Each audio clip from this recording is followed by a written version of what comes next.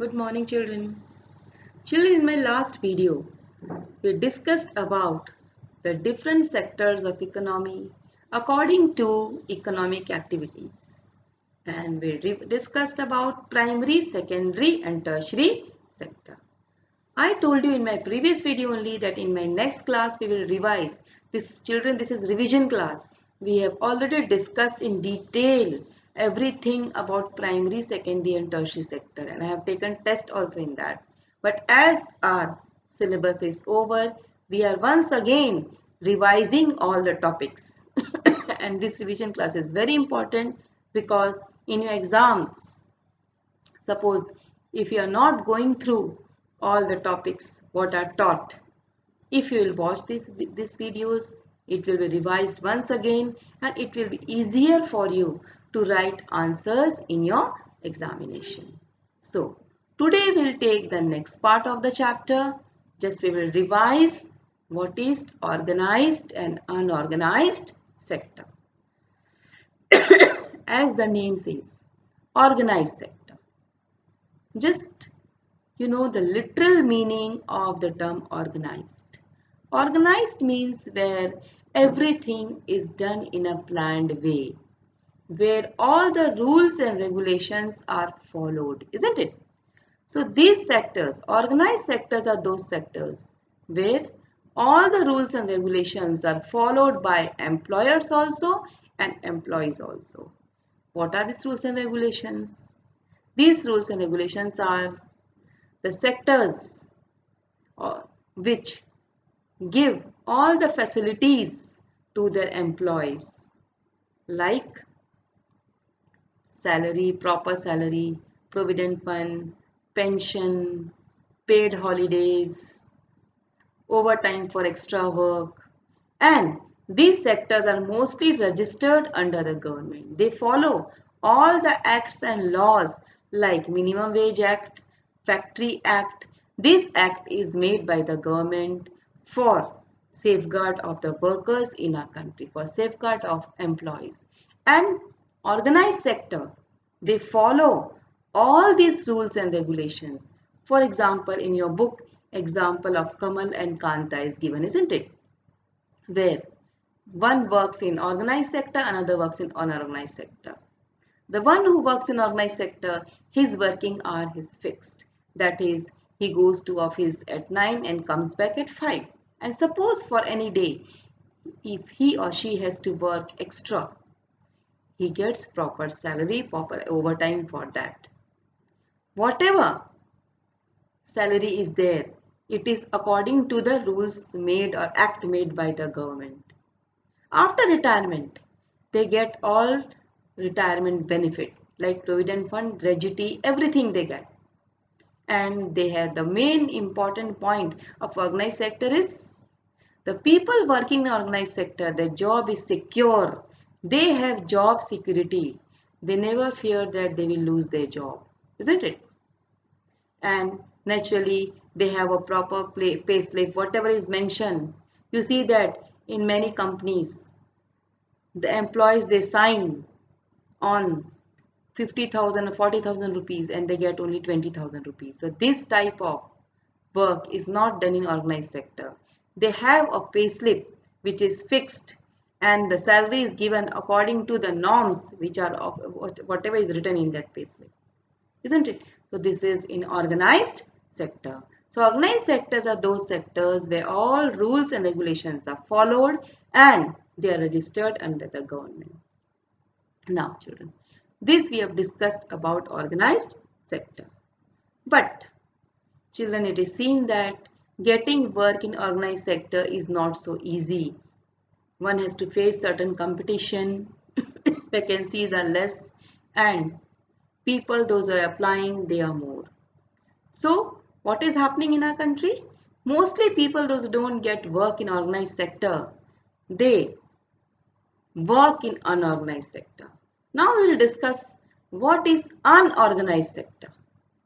Unorganized sector are those sectors which are small and scattered. They are not at one place. They are small in size. Less laborers are working in that. Less investment is done in that sectors.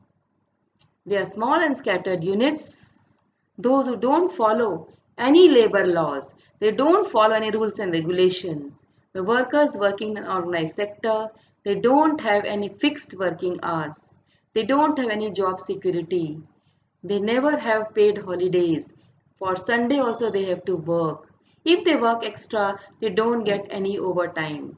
They don't get any after retirement benefit. Their job is also not secure. Everything depends upon the nature of the employee, the nature of the boss. If the boss wishes, if the head wishes, the employee can continue. Otherwise, if the head of the company, the head of the unit does not like work of the employee, what will happen? He will lose his job. There is no job security. After retirement benefit is not there. No labor laws are being followed. And the size is small and scattered. These are unorganized sector. Now children, you have to think that why this unorganized sector are unorganized. They are unorganized because they have lack of capital. They don't have enough money to invest. They are not having more capital and that's why they are not earning more profit. As they are not earning more profit, they are not able to give more salaries and wages to the employees. For example, you see that the shop near your home, in that shop whole day any employee is working and he is getting very little salary for that. You see many small factories near a house, sugar factory, brick factory, the small units, the employees working, they work for the whole day and the salary is very less. Mostly they don't have any permanent job and the employees working in these sectors, mostly they have fear that they will lose the job. So, as these sectors, no rules and regulations are followed, these sectors are known as unorganized sector, isn't it?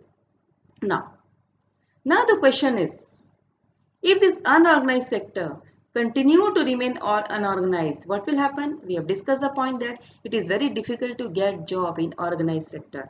And you know very well, yeah, I have taught you in class 9 that unemployment prevails in our country. And you see that educated unemployment is there. Then where will this workforce go? Where will these people get the employment? So it is responsibility of the government to see that how this unorganized sector, they they are converted into organized sector. How they also follow the same rules and regulations followed by unorganized sector. And for this government has done many work and they have to do many work. For example, government is telling the banks to sanction loans to this unorganized sector so that they can increase their production activities. They can have more capital, they can earn more profit and naturally if they will earn more profit, what will happen? They will give better salary and wages to their workers. And nowadays you are seeing that in unorganized sector also, most of the private sectors, what they are doing? They are giving provident facilities, PF facilities to their workers. Now they are also giving better salaries and wages. So government has to take many steps and has taken many steps so that this unorganized sector can also follow same rules and regulations like organized sector. Because as the population of a country is increasing and as you know that due to a new economic policy, many people in organized sector were just retrenched and they had to they had to lose their jobs and after that when they lost their jobs the next option was unorganized sector and many employees they shifted from organized to unorganized sector and due to this the burden on unorganized sector is increasing. So the step has to be taken by government. They have to make certain they have to just give loans and finance the unorganized sector so that and then they have to pressurize the unorganized sector that they should also follow the different factories act and labor laws and they should also give proper salaries and wages to their employees so that employees feel secure in working in unorganized sector also and most of the people get employment in unorganized sector. So children, today we have discussed about organized and unorganized sector. In exam, different types of question comes from this portion. The first question, we will discuss which type of question comes from this part. The first question that comes from this portion is, differentiate between organized and unorganized sector? The answer is, just now we have discussed what is the difference. The difference is, in one sector job security is there, in another sector job security is not there, isn't it? And PF is given in organized, PF is not given in organized sector, and many other differences you can just make by your own, because just now we have revised. Labor laws are followed in organized sector, they are not followed in uh, unorganized sector. So many differences. This question can come for 5 marks also. So whatever we have revised now, that you have to write, isn't it? So this part is very important. Then many short questions can also come, that the job security is not provided in which sector? The answer will be unorganized sector. Then organized sector, labor laws are followed in which sector? Answer will be organized sector. A question can also come, define unorganized sector. Just now I have told the division. Unorganized sector, small and scattered units which do not follow any rules and regulations, any labor laws which are made by the government. This definition is given in your book also. You just underline it if you are having the book and write the definition. So it can come, define organized sector, define unorganized sector. This question can also come. Then the question can come separately, that you don't get confused if this question comes.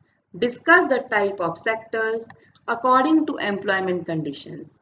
Many children I see that during examination, if this question comes, they don't understand the question. They ask me, ma'am, what is this? We are not understanding employment condition. No. If the question comes, discuss or write the sectors according to employment condition. Employment condition means, just now we have discussed the different labor laws, regarding appointment letter, regarding job security. These are employment condition, isn't it? So if this question comes, you have to write what? Organized and unorganized sector. So today we have discussed about organized and unorganized sector, which type of question comes, various MCQs can come, true and false can come, and now you know, as a pattern of your question has been changed from last year. I don't know what will happen this year, but in that pattern you see that from this portion what can come? A short paragraph can come, like comprehension type. A situation will be given and then you have to give your own views, isn't it? So this type of what knowledge based questions can also come here, and you have to be prepared for that. And in that question nothing is given in your book, just you have to apply your own minds, isn't it? Different data can also be given, and then it can be said that this is feature of which sector, discuss. Or just like example in your book it is given regarding Kanta and Kamal, certain example will be given in your question paper, and it will be told that this is the situation, this is the example, say that which is organized sector, which is unorganized sector. Children, don't get confused in that. These questions are more easier because they are application based, and in that you can write the answers just if you apply your IQ and mind. So these type of questions can also come because the pattern has changed. So we have discussed about organized and unorganized sector. So the two parts of the chapter has been discussed. The first part is division of economy according to economic activity, that is primary, secondary and tertiary sector. And the another part that we have discussed, that division of economy according to employment condition, that is organized and unorganized sector. Now children, in my next class I will discuss about division of economy according to what?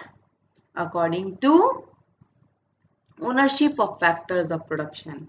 In that we will discuss about public sector and private sector, and we'll discuss about importance of public sector in developing country like India. And then we will discuss something about GDP. What is GDP and how GDP is being calculated. And something that is left is rising importance of tertiary sector in the world. Why tertiary sector is becoming more and more important in the not only in Indian economy but in world economy.